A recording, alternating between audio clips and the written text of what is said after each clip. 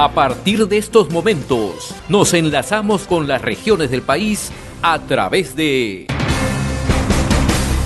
Conexión Perú. Te informamos y te acercamos al Perú. Buenas tardes, señor José Hernández. Qué gusto de saludarlo, mi estimado doctor Belón. Ya usted seguramente ya escuchó la información que acabamos de brindar, ¿no? En este panorama, ¿cómo es que se presenta ya la situación jurídica de Pedro Castillo? Mire, definitivamente que todas estas decisiones fiscales de captura, de detención preliminar, generan algún tipo de gravedad al entorno procesal que tiene el presidente Castillo. Sin embargo, yo sigo pensando que mientras no se tome una decisión definitiva respecto al mismo presidente, alguna medida coercitiva, podría ser de detención preliminar o una posible prisión preventiva, solo estamos yendo por los contornos, por los lados. De pronto lo que pretende la Fiscalía es generar algún tipo de presión a fin de que él se entregue o confiese sinceramente algún tipo de actos de corrupción. No lo creo que suceda esto. Sin embargo, por ejemplo, la entrega o la captura o la entrega voluntaria de parte de la señora o señorita Paredes, pienso que va a agravar de todas maneras la situación del presidente, en tanto y en cuanto esta señorita vaya a aportar algunos elementos probatorios en contra de Castillo, que también es un supuesto negado. ¿Usted considera, doctor Belón, que amerita que el Ministerio Público tome medidas coercitivas contra el presidente de la República? ¿Esto se puede ajustar entendiendo que el presidente está en pleno ejercicio del mandato presidencial? Sí, yo creo que sí, no tanto por el tema de que haya una comisión de delito que posteriormente se tendrá que acreditar durante todo el proceso penal, pero sí creo que el entorpecimiento a la investigación penal es bastante evidente en el hecho de estar protegiendo a personas con orden de captura, como lo que ha sucedido el día de ayer claramente respecto a la señorita Paredes, quien indicó ante el Congreso que ella radicaba, que su domicilio era el Palacio cuando llegaba de Cajamarca y llegaba directamente al Palacio de Gobierno, incluso indicó por qué puerta transitaba y dónde se hospedaba. Entonces, el hecho de que haya facilitado la salida o la fuga de esta señorita y esté en otros actos de perjuicio, de entorpecimiento a la investigación preliminar, a la investigación fiscal, creo que sí podría ser una razón suficiente a efectos y para que la Fiscalía de la Nación pueda solicitar la detención preliminar. Mencionaba al inicio de esta conversación, doctor Belón, ¿no?, que incluso en una carpeta de la Fiscalía, ¿no?, que dio lugar a la decisión del Poder Judicial ayer, ¿no?, para llegar a Palacio de Gobierno conjuntamente con representantes de la DIVIAT, de la Policía Nacional de Perú y del propio Ministerio Público. Allí la carpeta fiscal identifica, ¿no?, al presidente Pedro Castillo como cabecilla de una organización criminal, al ahora ministro de Transportes y Comunicaciones, ex ministro de Vivienda y Construcción, Jainer Alvarado, y al alcalde de Anguía, José Nenil Medina, como lugartenientes, ¿no? Y también, ¿no?, la primera dama, Lilia Paredes, es identificada como coordinadora de esta red criminal, y la cuñada Jennifer Paredes y los empresarios, los dos hermanos Espino, Hugo y Angie Espino, son considerados testaferros, ¿no? Esto podría dar lugar, doctor Belón, a que se abra una nueva investigación fiscal contra el presidente y contra los que resulten responsables. Sí, efectivamente. Mire, el entorno y la carpeta fiscal referida por usted es una carpeta que genera muchísima preocupación desde el punto de vista procesal, porque desde el momento en que se cataloga, desde el momento en que el entorno procesal, hablando jurídicamente, se le atribuye al presidente de la República ser cabecilla de una organización criminal, yo creo que ya la situación es bastante complicada. Y más complicada es cuando el juez toma conocimiento y da autorizaciones, por ejemplo, de allanamiento al Palacio de Gobierno. Es necesario que la población tome en cuenta que cuando un juez de investigación preparatoria, porque en este nuevo sistema procesal hay un juez de garantía, cuando un juez de garantía permite y autoriza el allanamiento de un lugar, de un domicilio o de una institución, es porque la situación es grave, porque el juez considera que la teoría del caso del fiscal tiene asidero, que es un caso o una causa penal bastante contundente. Y el haber dado un allanamiento o autorizado un allanamiento a Palacio de Gobierno sabiendo el juez de que el cabecilla de otra organización es el presidente, creo que ya da mucho, a los abogados por lo menos nos da una información o un indicio procesal muy fuerte de que a futuro o en los próximos días o semanas podría venir una medida coercitiva en contra del propio presidente de la República.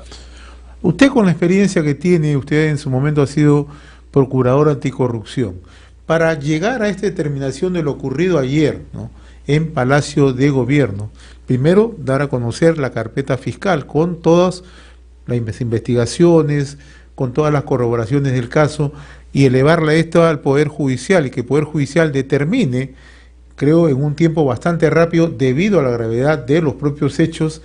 Ello significa que la Fiscalía está realizando un trabajo bien exhaustivo, bien minucioso, corroborando información, recogiendo información de colaboradores eficaces o de otros informantes. Por supuesto, porque los presupuestos procesales o los requisitos, para que la población los entienda mejor, los requisitos fundamentales para que el juez de garantías autorice un allanamiento de la talla de Palacio de Gobierno es que hay elementos de convicción, medios probatorios muy contundentes. Hay un entrelazamiento de los indicios, de las declaraciones, colaboraciones eficaces, documentales, testimoniales, incluso hasta de pronto pericias, que se están enlazando y que hacen que la teoría del caso o el sustento del fiscal sea bastante sólido, de manera que por ello el juez permite y autoriza un allanamiento en el propio Palacio de Gobierno, que es el primer domicilio y el domicilio más visible de todo el Perú. Entonces yo creo que la causa penal que está llevando la Fiscalía es bastante sólida. Dentro de esa solidez que usted nos da a conocer, doctor Belón, hemos escuchado las versiones hasta hace unas horas del doctor Benji Espinosa. Acaba de renunciar hace poco menos de 2 horas a la defensa del presidente Pedro Castillo y su señora Lilia Paredes, ¿no?, como al abogado Eduardo Pacha, que también es otro abogado defensor. Ambos ponían en cuestión la labor del Ministerio Público. Usted, que tiene mucho recorrido y conoce mucho el ámbito procesal penal en la lucha anticorrupción, ¿el Ministerio Público está actuando de la manera más coherente, enmarcada dentro de la legalidad y sobre todo dentro del debido proceso? Sí, por supuesto. Los 3 pilares del debido proceso son el ser notificado o citado correctamente, el ser oído y el ser vencido en juicio. Son los 3 elementos básicos para un debido proceso.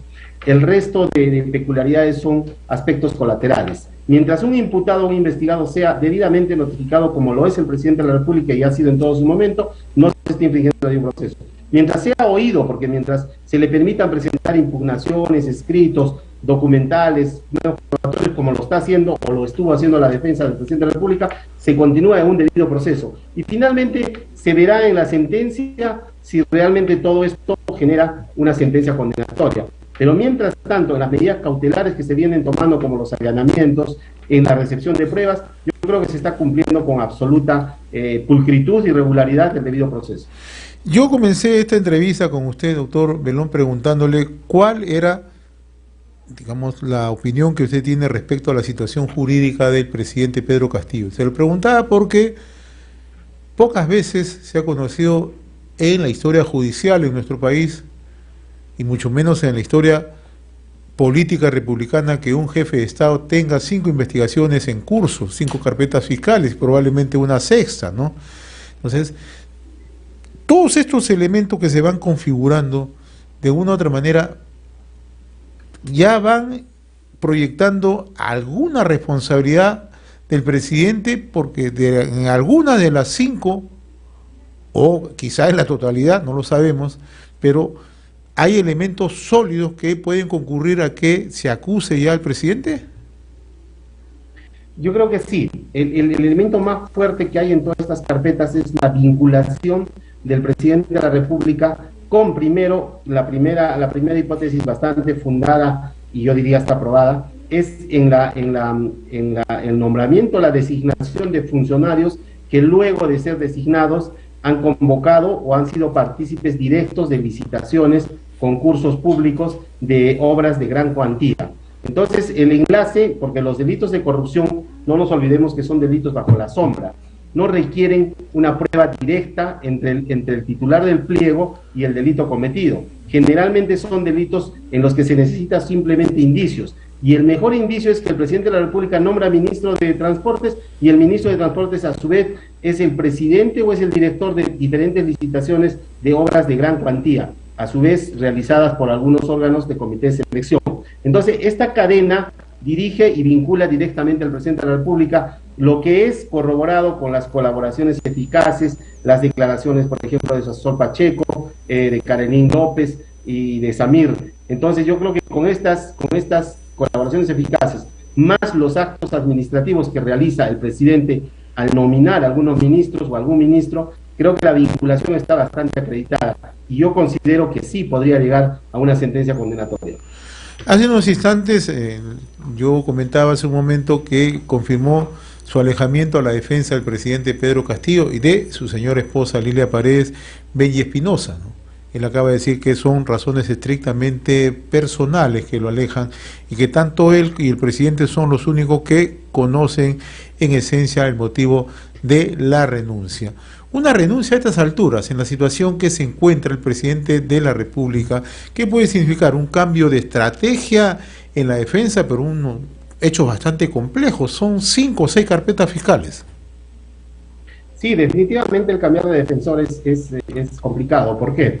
Porque el defensor que ha conocido desde un principio el caso ya tiene una idea, ya ha formado una teoría de defensa, ya ha formado una estrategia, y la estrategia buena o mala del doctor Espinosa, el colega Espinosa, era el tema de negar en su mayoría o en un 90 o 100% los cargos y sustentarse mayormente en una definición de que el presidente de la República no tiene posibilidades jurídicas de ser investigado y menos acusado. Eso era su sustento fundamental. Entonces yo creo que ahora cambiar toda esa estrategia a una diferente va a ser bastante complicado. Y sobre las razones de la renuncia, todo abogado renuncia a una defensa simplemente cuando hay discrepancias con el patrocinado o tal vez cuando no es remunerado correctamente. Esos son los dos supuestos. Y especulando, de pronto ha habido pues algún tipo de diferencias con entre el defensor y el cliente, porque si no me equivoco del Twitter también se desprende algún tipo de esta especulación.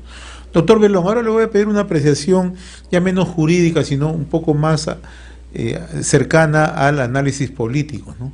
El presidente de la República ha tenido, yo diría, 3 momentos donde está llamando a la población a una cruzada nacional que le llama por la defensa de la democracia. Primero fue en Junín, ¿no? El día 6 de agosto, ¿no? Donde fustigó la labor del Congreso de la República, de la clase política, de los medios de comunicación, y como una forma de defensa ha dicho que estaba iniciando una cruzada nacional. Ayer, en su mensaje a la nación, volvió a remarcar, pero hoy día ha sido más tácito el presidente, ¿no? Ha reunido en Palacio de Gobierno, primero en el Salón Dorado de Palacio de Gobierno y luego en el patio principal a los dirigentes de las rondas campesinas de distintos puntos del territorio nacional. Y nuevamente el presidente ha insistido en el tema, es más, ha culminado su discurso hoy diciendo que las fuerzas representativas, entre ellas las rondas, se están autoconvocando para defender la democracia. ¿Qué sentido tiene esto? ¿Cuáles son los riesgos? Sí, definitivamente, como usted dice, Hernández, la palabra acá exacta es peligroso. Peligroso para el Estado de Derecho porque no podríamos nosotros impulsar una protesta nacional en contra de procesos judiciales o de investigaciones penales claramente establecidas y claramente dadas a conocer y con el respeto al debido proceso. Entonces, impulsar una protesta nacional o promover una diferencia o un enfrentamiento entre la población, porque claramente el discurso del presidente siempre ha sido Lima y las provincias, ricos o pobres, o limeños y provincianos. Entonces, promover y seguir impulsando este tipo de enfrentamientos, lo único que le hace al país es ponerlo en un riesgo inminente hasta de una guerra civil, se podría decir. Entonces creo que me parece irresponsable de parte del presidente enfocar en esta forma su defensa política. Y creo que lo hace basado en 3 fundamentos.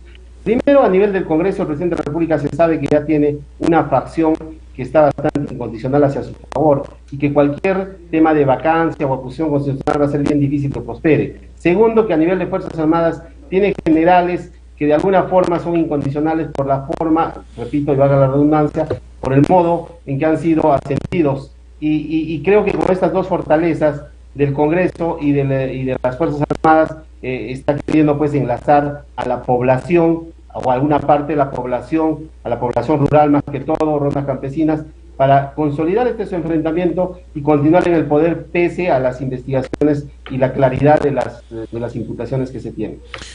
Doctor José Belón Jara, muy reconocido por esta comunicación.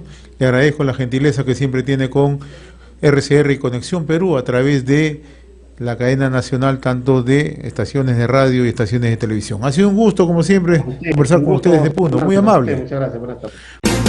Hemos presentado Conexión Perú. Mañana retornamos para seguir informando y acercándote al Perú a través de Conexión Perú.